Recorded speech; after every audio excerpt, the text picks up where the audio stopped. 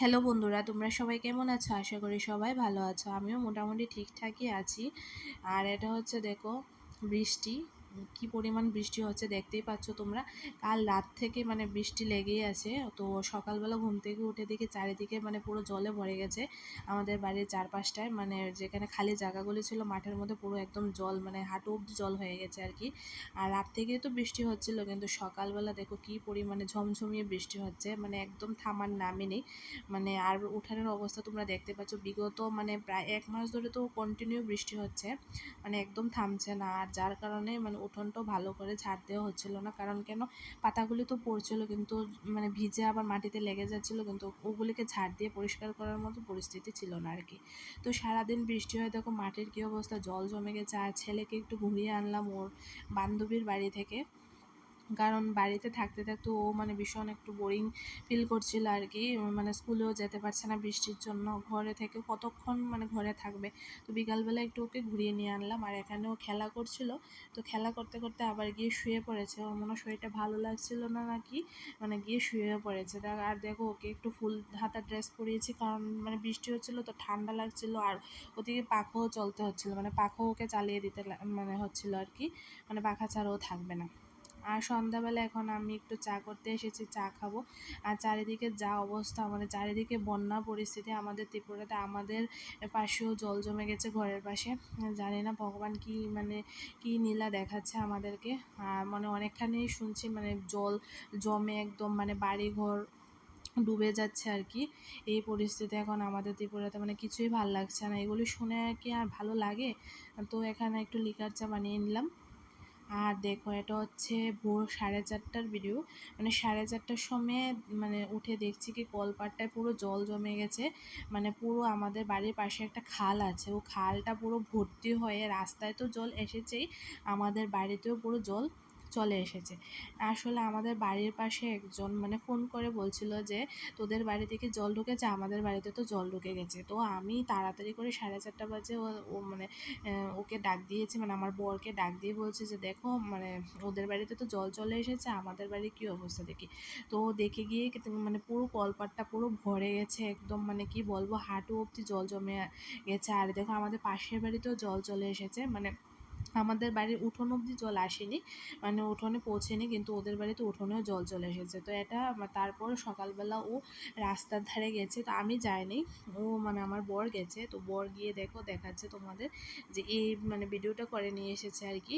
মানে পুরো রাস্তায় জল জমে গেছে। আর জলের যা স্রোত, মানে তোমাদেরকে কি বলবো, এত বছর বিয়ের বয়সে আমি এমন জল কখনো দেখিনি এদিকে। মানে দেখতে পাচ্ছ রাস্তার মধ্যে কত পরিমাণ জলের স্রোত, মানে একটু উঁচু জায়গাতে জল নেই, বাকি পুরোটা এখান থেকে পুরোটা রাস্তা পুরো জল, আমাদের দোকানেও জল ঢুকেছে। মানে কি বলবো, মানুষের বাড়িঘর তো ডুবেই গেছে, মানে কত মানুষ মানে পুরো বাড়ির মধ্যে এখন আটকে বন্দি আছে, মানে বেরোতে পারছে না। জল ঢুকে একদম মানে গলা অবধি জল চলে গেছে, মানে এমনটা অবস্থা হচ্ছে, মানে যাদের বাড়িটা একটু নিচু মানে ওদের এমনটা সমস্যা হচ্ছে, মানে কি বলবো তোমাদেরকে, মানে কি ভয়াবহ পরিস্থিতি।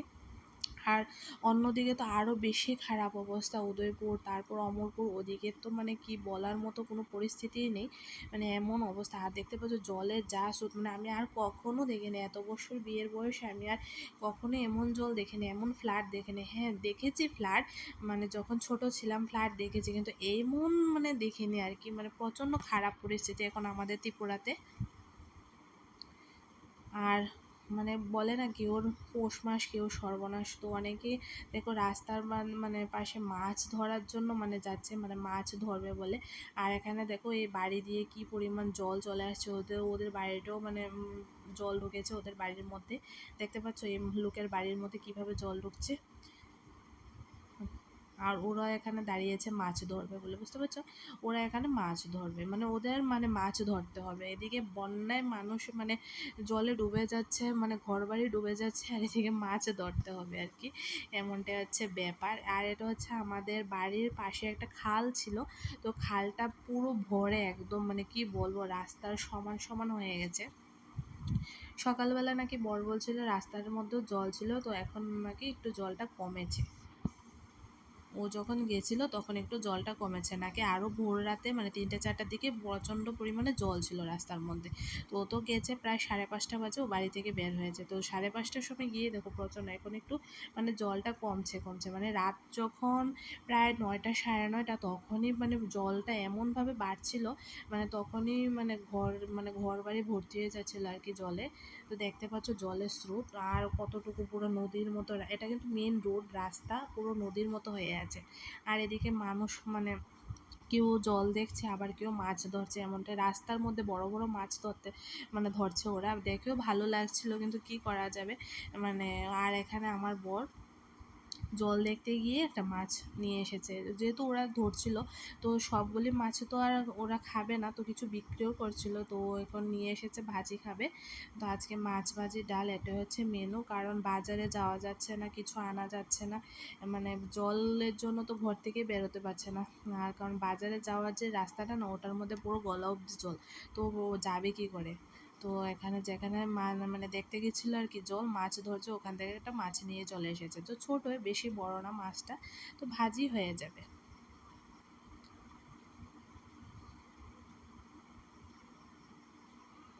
আর এটা হচ্ছে বিকেলবেলা, বিকেলবেলা আমিও গেছি এখানে মানে জল দেখার জন্য, সকালবেলা তো মানে যাইনি, এখানে বিকালবেলা আমি গেলাম। আর দেখো রাস্তার জলটা একটু কমেছে, আর এখানে রাস্তাটাও ভেঙে গেছে, মানে জলের স্রোতে রাস্তাটাও ভেঙে গেছে।